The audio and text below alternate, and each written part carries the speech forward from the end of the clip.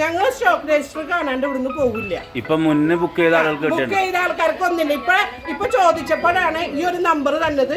ഈ നമ്പറിൽ ചോദിച്ചാൽ ബുക്കിംഗ് എടുക്കും എന്നുള്ളത്. മുന്നേ ബുക്ക് ചെയ്തവർക്കൊന്നും കിട്ടിയിട്ടില്ല. 2 മാസമായിട്ട് ബുക്ക് ചെയ്തവർക്ക് ഒന്നും കിട്ടിയിട്ടില്ല. പലർക്കും ബുക്ക് ചെയ്യാൻ പറ്റണില്ല. ബുക്ക് ചെയ്യാൻ പറ്റാത്ത കാരണം ചോദിച്ചപ്പോൾ പറയുന്നത് അവർക്ക് ഇപ്പൊ ഇന്നൊരു നമ്പർ വന്നിട്ടുണ്ടെന്ന്, ഈ നമ്പറിൽ ബുക്ക് ചെയ്താൽ കിട്ടുമെന്ന്.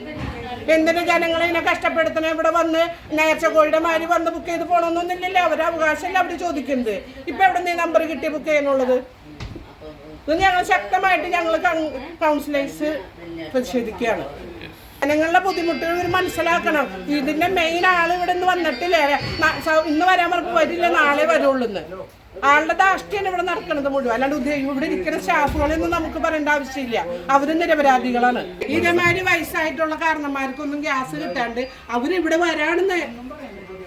ജനപ്രതിനിധികളായ ഞങ്ങൾക്ക് ജനങ്ങളെ ഇവർ കബളിപ്പിക്കപ്പെടുന്നുണ്ടോ എന്നുള്ള അവരുടെ സ്റ്റോക്ക് രജിസ്റ്ററൊക്കെ നമുക്ക് ബോധ്യപ്പെടും. അത് നമ്മൾ പറയുകയും ചെയ്തിട്ടുണ്ട്. ആ സ്റ്റോക്ക് രജിസ്റ്റർ ഇതുവരെ കാണിക്കാൻ തയ്യാറായിട്ടില്ല.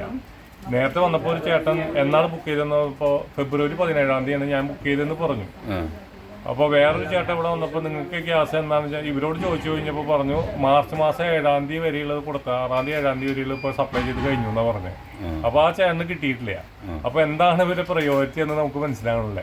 എല്ലാവർക്കും നമസ്കാരം. ഞാനിപ്പോൾ ചാലക്കുടി ആശാ ഗ്യാസ് ഏജൻസിയുടെ മുന്നിലാണ്. കുറച്ച് ദിവസങ്ങൾക്ക് മുൻപാണ് ഞാനിവിടെ നിന്നിട്ടൊരു വീഡിയോ ഇട്ടത്. അന്ന് ഞാൻ ഈ വീഡിയോ ഇട്ടപ്പോൾ ഒരുപാട് പേരെ എന്നെ പലതരത്തിലുള്ള കമൻറ്റുകളോട് ആക്രമിക്കാൻ വന്നു. ഞാനന്ന് പറഞ്ഞൊരു കാര്യമുണ്ട്, ഇവിടെ പ്രയോറിറ്റി കാണിക്കുന്നില്ല. ആർക്കാണ് ഇവിടെ പ്രയോറിറ്റി കൊടുക്കുന്നത്?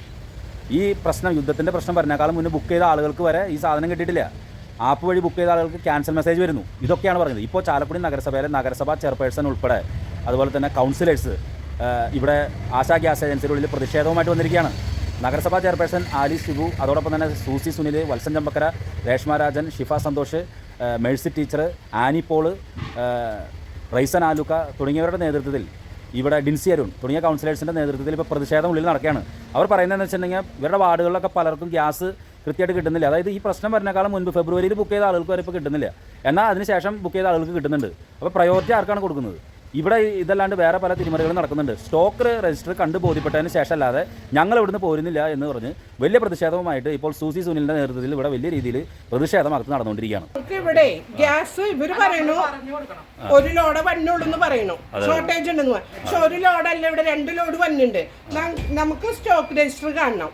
ഈ പാവപ്പെട്ട ജനങ്ങൾ വന്നിട്ട് ബുക്ക് ചെയ്യാൻ പറ്റാണ്ട് നേരം വെളുക്കുമ്പോൾ തൊട്ട് ഇവിടെ വന്ന് ഇങ്ങനെ നിൽക്കുകയാണ്. എന്നിട്ടും വീണ്ടും 1 മാസം വെയിറ്റ് ചെയ്യാനാണ് പറയണേ. ഈ വയസ്സായ വീടുകളിൽ കഴിയുന്നവർക്ക് വേറെ വിറകടുപ്പ് ഇതൊന്നും ആശ്രയിക്കാൻ പറ്റില്ല. അവരെ സംബന്ധിച്ചിടത്തോളം മരുന്ന് കഴിക്കണമെന്നുണ്ടെങ്കിൽ ഭക്ഷണം വെച്ചിട്ട് വേണം.